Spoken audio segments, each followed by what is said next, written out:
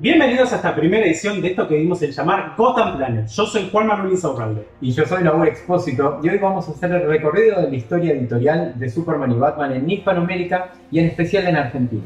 Vamos a comenzar recordando las primeras apariciones originales de estos personajes. Superman apareció por primera vez el 18 de abril de 1938 en la revista Action Comics número 1, creado por Jerry Siegel y Joe Shuster.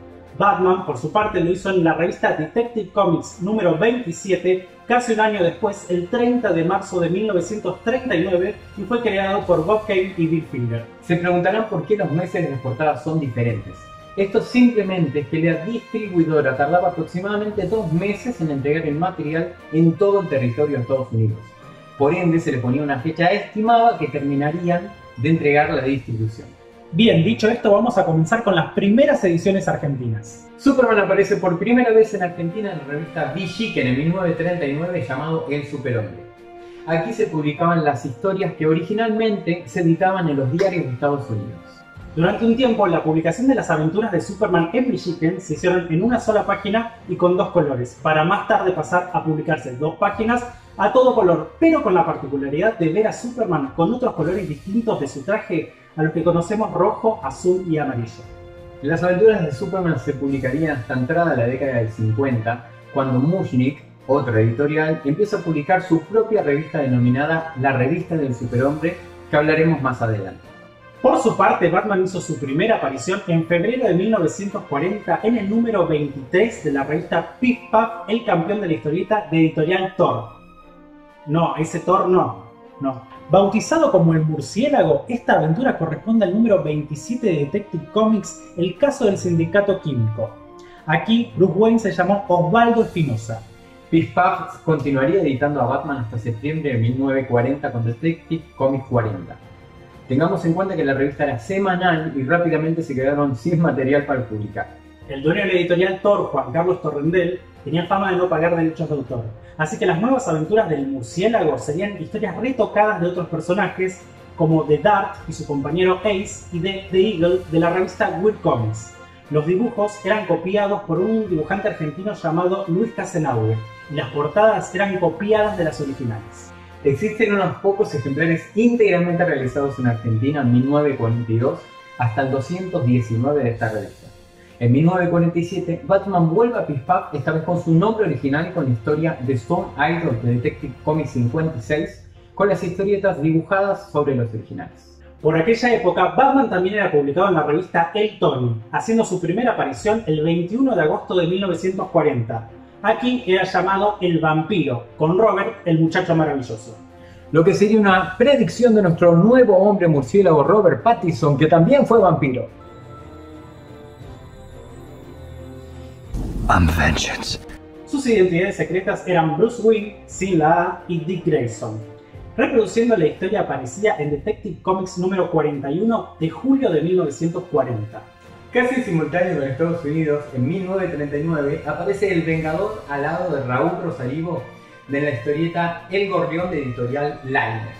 Podríamos decir que es una versión argentina de Batman con algunos extras. El Vengador tenía un traje rojo, una máscara bastante parecida a la de Batman, y tenía su compañero de aventura llamado El Gorrión. También tenía una capa y volaba, lo cual no copió de Superman, ya que recordemos que al principio no volaba, sino que daba grandes saltos.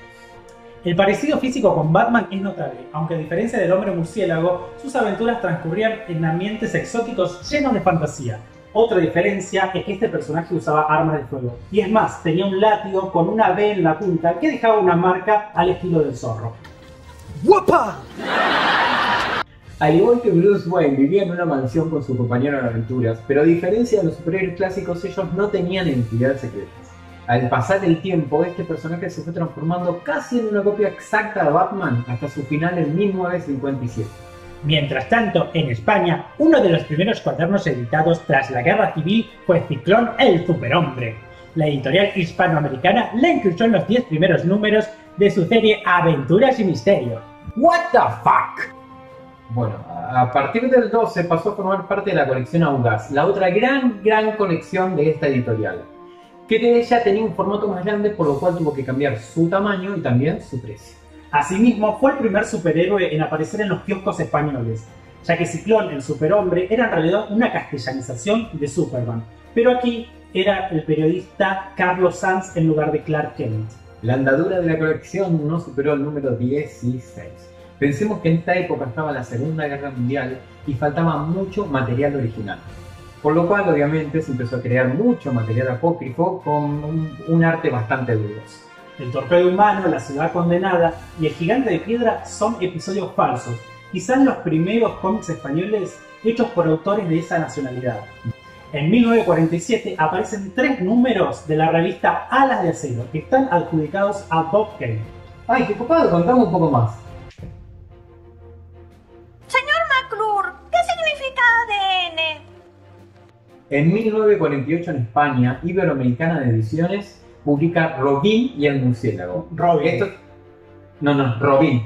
Robin. No, este se llamaba Robin. Robin porque Julio Rivera copiaba las tiras de prensa de Batman y llevaban a los escritores las historias para donde ellos se les cantaba. Por eso, estos superhéroes terminaban luchando contra el oriental Chang'e, el fakir Ramalaga y el verdugo negro, y hasta lo hacían que ellos usen armas de fuego.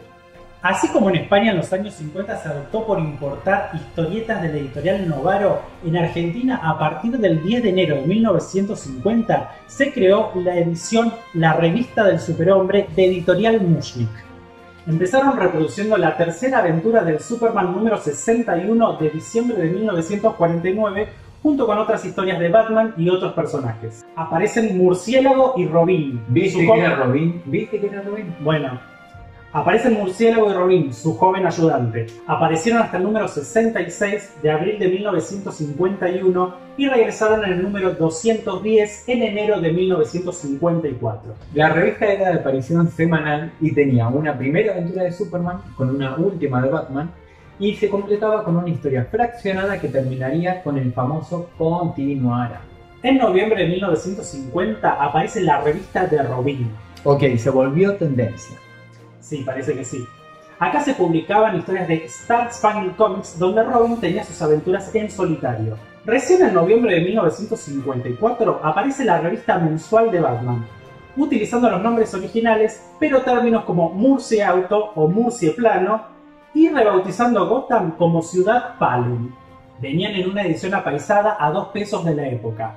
Lo curioso es que las historias que se reproducían en estos números eran bastante contemporáneas. Un ejemplo de esto es el Batman número 4 local de noviembre de 1954, que reproducía la aventura que apareció en Detective Comics número 209 de julio de 1954, es decir, el mismo año. Los cambios de tamaño y cantidad de hojas son impresionantes. Y vamos a enumerar todos y cada uno de estos cambios, pero realmente son tantos y tantos que preferimos decir que al no existir el coleccionismo, no les importaba cómo quedaban esos cómics en una biblioteca, todos iguales, con los lomitos preciosos, no. Así que iban cambiando la cantidad de hojas, el tamaño de hojas y los sacaban apaisado, horizontal, a gusto y cliché. Como curiosidad final de las ediciones de Mushnik, vamos a hablar de las traducciones. Si en las ediciones de Novaro se eligió Villa Chica para nombrar a Smallville, en Argentina se la llamó Villa Calma. A Superman se lo denominó Superhombre y a Superboy Superpibe. Lois Lane, que en la edición de Novaro se llamó Luisa Lane, en Argentina pasó a llamarse Luisita Duncan.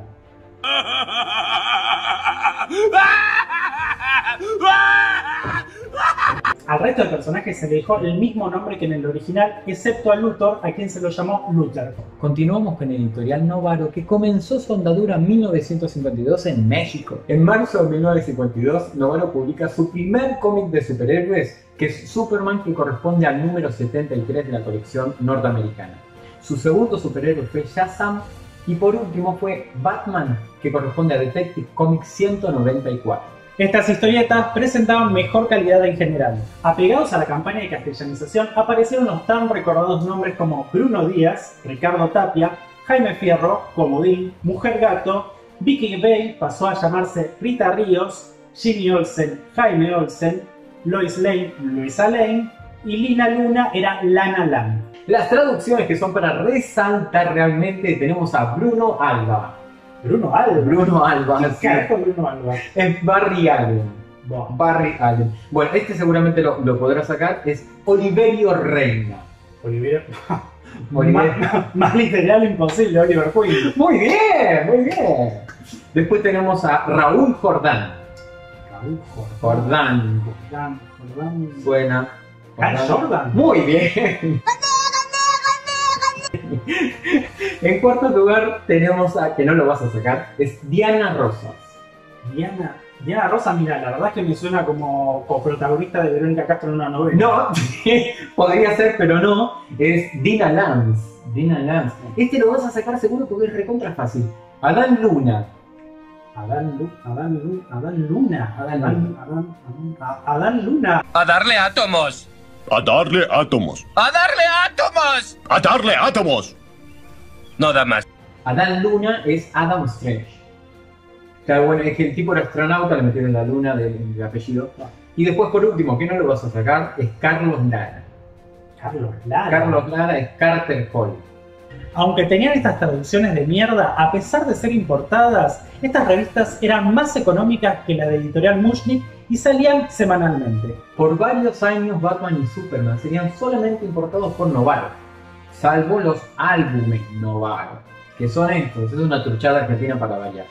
La distribuidora Acme Agency hacía las devoluciones de las tapas de los números no vendidos para que se les contaran, ya que haber enviado las historietas completas hubiera sido muy costoso por su peso. De esta forma, a la distribuidora le quedaban las revistas sueltas, así que se les ocurrió encuadernarlas y ponerles una tapa con arte del dibujante Ernesto García Seijas, y así volvían a los kioscos. Hasta aquí llegamos por hoy, espero que hayan disfrutado esta primer parte. Si les gustó, no olviden suscribirse, dejarnos un like, sus comentarios y recomendarnos a sus amigos. Y si no les gustó, recomiéndanos igual para hacerles pasar un muy mal rato a sus archienemigos. Hasta la próxima. ¡Oh!